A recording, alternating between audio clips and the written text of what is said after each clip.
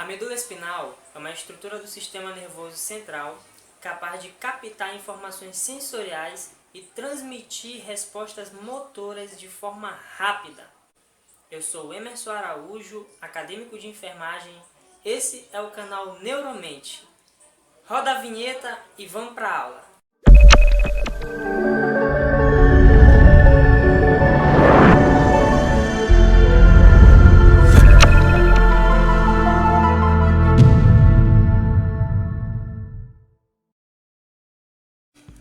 Olá, vamos começar a nossa aula sobre medula espinhal. Primeiramente, vamos analisar alguns conceitos anatomofuncionais a respeito da mesma. A medula é uma massa cilindroide que faz parte do sistema nervoso central e caracterizada por estar dentro do conduto vertebral ou canal vertebral, não ocupando completamente toda essa região. Por quê? Porque quando o embrião está sendo formado, os ritmos que seguem na formação da coluna vertebral e da medula espinhal são ritmos diferenciados no sentido longitudinal, a partir do quarto mês de vida intrauterina. A medula espinal é um segmento do neuroeixo localizado no sistema nervoso. Por que um segmento do neuroeixo?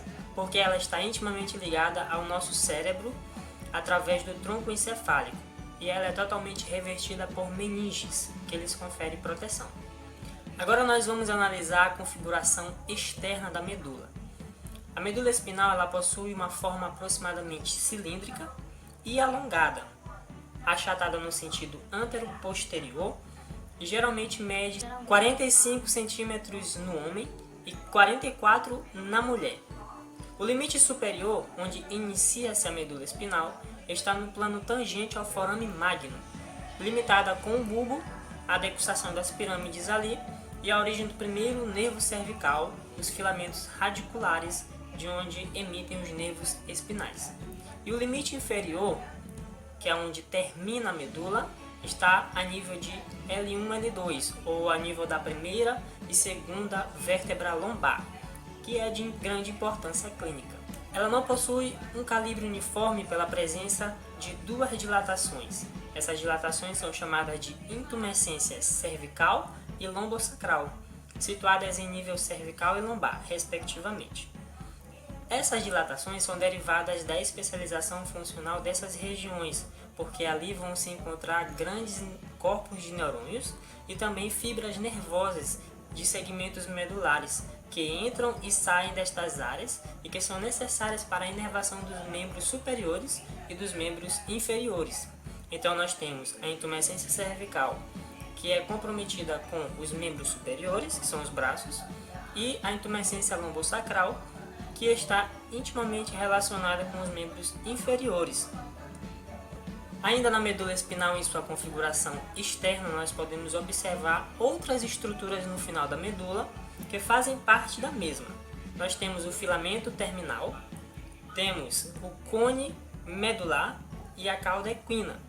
O filamento terminal ele é um delgado filamento meníngeo, derivado da pia mater, que é a meninge mais fina, que fica aderida diretamente ao encéfalo, e também à medula, e fibras gliais, responsável pela fixação da medula na região coxídea.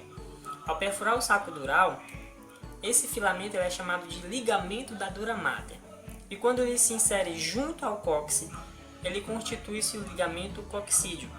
A pia mater também ela forma de cada lado da medula uma prega longitudinal denominada de ligamento denticular, outra maneira de fixá-lo à medula. Já o cone medular é uma parte nervosa terminal da medula que fica situada entre a primeira e a segunda vértebra lombar L1 L2 e que se afilia a uma espécie de cone, por isso é chamado de cone medular, continuando também com o filamento terminal. E a cauda equina, por fim, é formado pelo conjunto do cone medular, do filamento terminal e pelas raízes nervosas dos últimos nervos espinais, completamente banhada no líquido cefalorraquidiano. Sulcos e fissuras são outras estruturas da medula espinal em sua configuração externa. A superfície da medula ela apresenta os seguintes sulcos longitudinais que percorrem toda a extensão, Primeiramente, nós temos o sulco mediano posterior e nós temos uma fissura mediana anterior, o sulco lateral anterior e o sulco lateral posterior. Nestes dois últimos que foram citados, fazem conexão respectivamente às raízes ventrais e dorsais dos nervos espinais. Na medula cervical, existe ainda um sulco intermédio posterior, situado entre o mediano posterior e o lateral posterior, que se continua no septo intermédio posterior, no interior do funículo posterior. Esse septo ele vai dividir o funículo posterior em dois fascículos, o fascículo grácil, que é mais medial, e o fascículo cuneiforme, que é mais lateral. Agora nós vamos analisar as configurações internas da medula. Na medula, a substância cinzenta ela localiza-se dentro da branca e apresenta a forma de H, por isso é chamado de H medular. Nela distinguimos de cada lado 3 colunas, as colunas anterior, posterior e lateral. A coluna lateral, entretanto, só aparece na medula torácica e parte da medula lombar. No centro da substância cinzenta, localiza-se também o canal central da medula, ou podemos chamar de canal do epêndima, que é um resquício da luz do tubo neural lá do embrião. Esse canal ele divide a medula em uma área anterior e uma área posterior.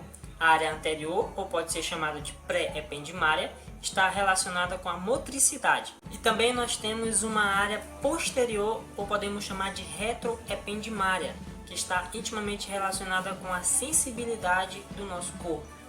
A região de substância cinzenta, próxima ao canal central, ela está relacionada à vida visceral e outras à vida somática. Portanto, na substância cinzenta, a área pré-ependimária ela se divide em somatomotora e visceromotora. E a retroependimária, que é a posterior, ela se divide em somatosensitiva e viscerosensitiva. Então vamos entender melhor, de forma prática, o que é a vida somática e o que é a vida visceral, em que nós citamos um pouco antes. Vamos pegar como referência o canal central ou canal ependimário. Vamos pegar o canal central e vamos traçar uma linha transversa na medula. Agora nós temos uma parte anterior e uma parte posterior. A parte anterior está relacionada com a motricidade. Lembre, motor de carro, sempre na parte anterior. Motricidade, parte motora do sistema nervoso. E a parte posterior está relacionada com a vida sensitiva, sensibilidade, transmissão sensitiva, impulsos sensitivos. Os núcleos que nós podemos observar aqui, os núcleos que estão mais próximos do canal central estão relacionados com a vida visceral e os núcleos que estão distantes do canal central estão relacionados com a vida somática. Portanto, os núcleos que estão perto do canal central na região anterior são os núcleos visceromotores e os núcleos que estão distantes do canal ependimário são os núcleos somatomotores. Os núcleos que estão na parte posterior, na parte sensitiva, os núcleos que estão próximos do canal central são os núcleos viscerosensitivos e os núcleos que estão distantes do canal central são os núcleos sensitivos somáticos ou somatosensitivos. A substância branca também é formada por fibras, a maioria delas mielínicas, contém bainha de mielina, que sobem e descem na medula e podem ser agrupadas de cada lado em 3 funículos ou cordões. Nós temos o funículo anterior, entre a fissura mediana anterior e o sulco lateral anterior, e nós temos o funículo lateral, entre os sulcos lateral anterior e posterior, e o funículo posterior, apenas 3 funículos, entre o sulco lateral posterior e o sulco mediano posterior. A medula ela dá origem a 31 pares de nervos espinais, correspondentes a 31 segmentos medulares existentes. Temos 8 cervicais, 12 torácicos, 5 lombares, 5 sacrais e 1 coxídeo. Geralmente, uma vértebra corresponde a um nervo, porém na região cervical possui apenas um nervo a mais que emerge acima da primeira vértebra cervical, entre ela e o osso occipital. As especializações da medula são receber as informações sensitivas, advindas do corpo, do meio externo ou do meio interno, e transmiti-las ao encéfalo. Ela vai fornecer inervação para as estruturas viscerais, como já citamos. Ela vai emitir as raízes dos nervos, tanto sensitivos quanto motores, e também ela é o centro do arco reflexo, elaboração de respostas para certos estímulos, por exemplo, o reflexo patelar. Quando nós mostramos na primeira aula, dá uma voltinha lá e assiste a nossa primeira aula para fazer uma recapitalização. E também faz regulação autônoma, que é o controle esfincteriano, micção e controle intestinal e sexual. Conclusão: a medula espinal é atuante como um segmento de trânsito de mensagens para o encéfalo, nos dois sentidos, ascendente, que sobe, sensibilidade, e descendente, que desce, motricidade. Então essa é a nossa aula. Se você gostou, deixe seu joinha, se inscreva no nosso canal, compartilhe esse vídeo e até o próximo vídeo.